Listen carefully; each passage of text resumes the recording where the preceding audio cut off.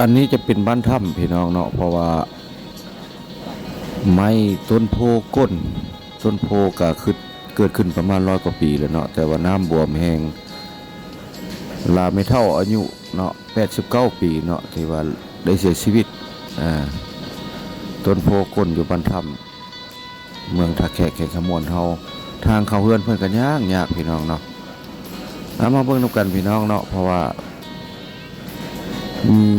หน่วยงานเพิ่นเนาะหรือว่าการติดตั้งเพิ่นเสร็จหาว่าต้นโพก้นในเวลา2 โมงกลางคืนเนาะแต่ว่าหักทับได้คนมีคนเสียชีวิตเนาะคือไม่เท่านั่นแหละนี่ตอนนี้กำลังขนต้นไม้ต้นต่อออกจากทางที่ว่าเอาไปทิ่มนั้นเนาะติดตามเบิ่งนำกันพี่น้องเนาะสบายดี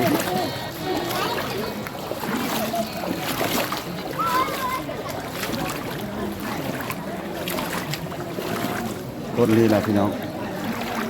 ต้นนี้นี่ก็ประมาณก็หลายปีเถอะพี่น้องโอ้ต้นนี้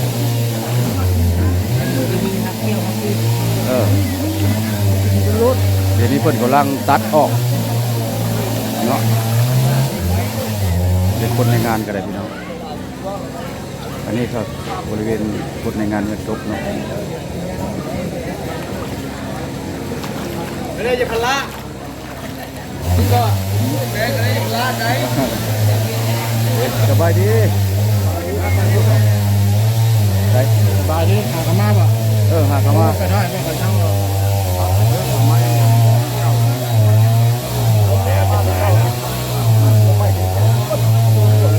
เรื่องหลังนี้แหละพี่น้องได้มาแล้วค่อยมาเข้าไปไว้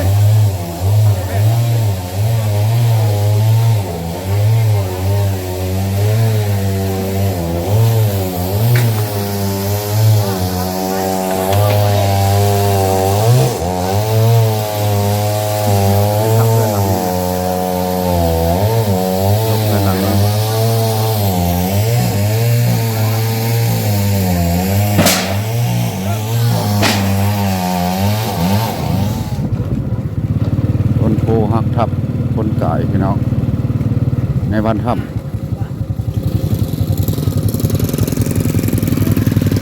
ในทางเข้าอะไรเนี่ยทางเข้าเรือน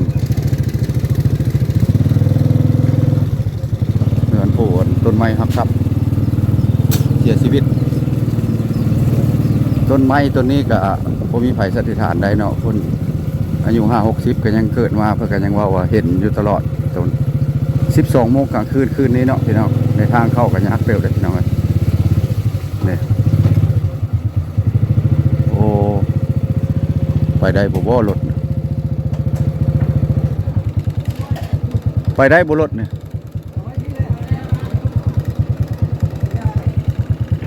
ว่าโอ้ตัวนี้ก็คือม่วนเฮือนที่ว่าต้นไม้หักทับเนาะแต่ว่าคืนนี้12 โมงเพิ่นว่าในนั้นต้นโพต้นนี้ก็หลาย100 ปีแล้วคอยเบิ่งเนาะมามีอย่างก็เข้าไปเบิ่งน้ำกันเนาะพี่น้องเนาะทางกับเปื้อนหลายเนาะน้ำท่วมฝนตกตลอดต้นโพต้นนี้แหละพี่น้องนี่ง่ายครึ่งดึงอยู่นี่เห็นบ่ก็หักทับเพื่อนหลังนี้เนาะผู้เสียชีวิตก็อายุมง60 ปลาย69 ปีเนาะ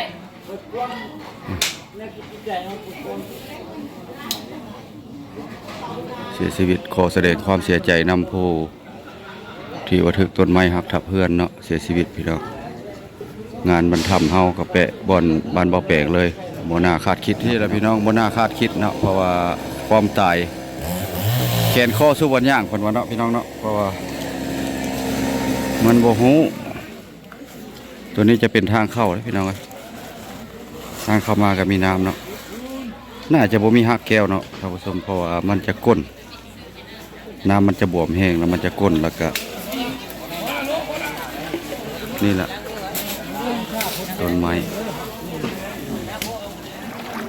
ต้นนี้นี่ก็ประมาณก็หลายปีเถอะโอ้ต้นนี้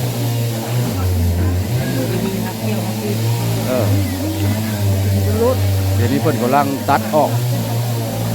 เนาะเป็นคนในงานก็ได้พี่น้อง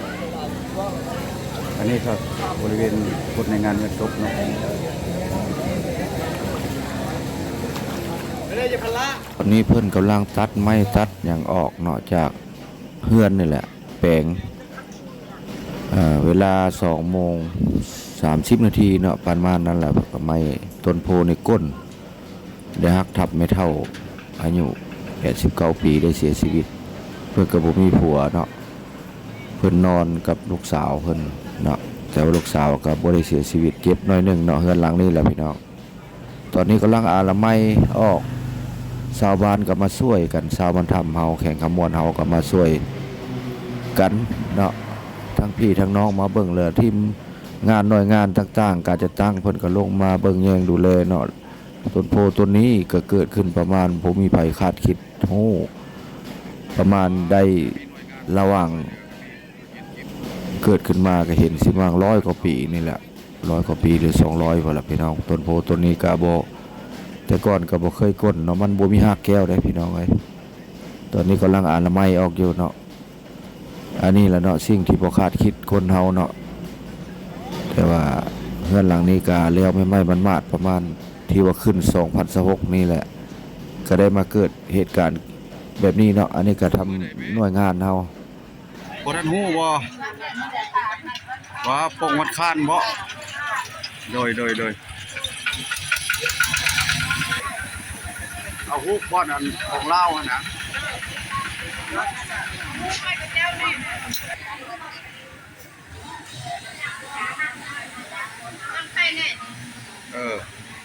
จักปีละไม่เท่านะอันนี้89 ปีท่านผู้ชมอันนี้ฮู้เพิ่นเนาะอันนี้ศพเพิ่นนี่ศพเพิ่นอันนี้จัดศพเพิ่นนี่ไว้เฮือนลูกสาวบ่ลูกสาวเนาะเพิ่นต้นไม้ฮักทับท่านผู้ชมเนาะพอมันก้นเพศหญิงอายุ79 ปีนี่เสียชีวิตในคืนนี้89ขอโทษขออภัยพี่น้อง89เพราะว่า12 โมงบ่หรือ2 โมงกลางคืนมันอันเพิ่นต้นจักโมง6 โมงปลายนัดเอา6 โมงประมาณ2 โมงปลายท่านผู้ชมเอ้ยอันนี้จะเป็นเฮือนลูกสาวเพิ่นเด้อท่านผู้ชมบ้านถ้ำเฮาเมืองท่าแขกแขกขมวนแปะบ้านถ้ำบ่มีคุ้มเหนือคุ้มใต้บ่คุ้มใต้บ่แต่คุ้มตัวนี้คุ้มเหนือเนาะเพิ่นอยู่คนเดียวบ่แม่ลูกสาว บ่อันเฮือนน่ะอยู่จักคน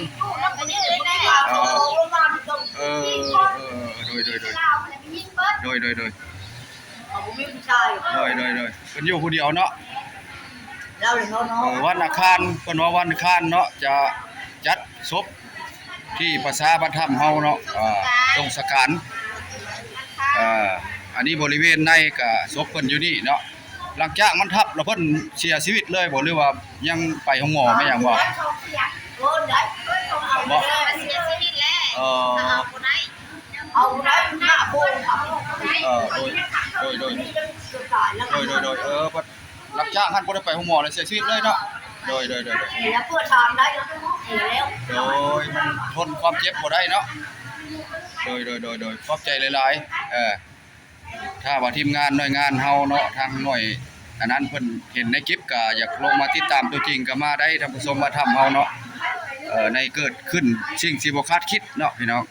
อันนี้ก็ได้มาเก็บภาพถ่ายให้เบิ่งเนาะบริเวณเฮือนลูกสาวเพิ่นขอบใจหลายๆไปแล้วเราไปอัดรูปใหญ่ใส่ให้เพิ่นอัดจะอัดตัวกระจกใหญ่ครับไปอัดตัวใหญ่เลยใส่กรอบครับแน่ใส่กรอบใหญ่มันจึงอันนั้นเวลาลูกหลานไปอุ้มไปอย่างนั้นนะ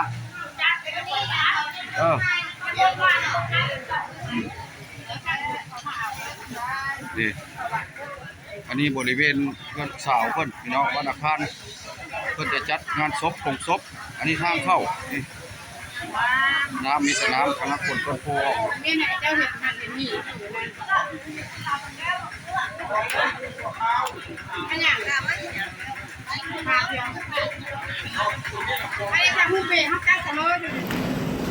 แม่เฒ่าพูดพี่น้องอายุ89 ปีเพิ่นบ่มีผัวเนาะผู้เสียชีวิตนะลูกสาวเพิ่นก็บ่มีผัวคือกันเนาะนี่ ลูกสาวมี4คนเนาะที่ว่าต้นไม้หักทับอยู่วันทำเฮานี้ข้างทำสร้างนี้ที่เสียชีวิตเมืองท่าแขกแข่งขมวนเนาะบ่เคยคิดมาก่อนเนาะที่ว่าต้นไม้หักทับนี้งานศพและแม่นโป่งในวันอังคารเพิ่นว่าวันอังคารเนาะวันอังคารฝนก็ตกจ้ะนี่แต่ว่าโฮกเพิ่นบ่ได้ไปตีกอบบ่ทันได้ไปตีกอบมาโฮกเพิ่นเนาะคลิปนี้ก็ประมาณนั้นแหละเนาะพี่น้อง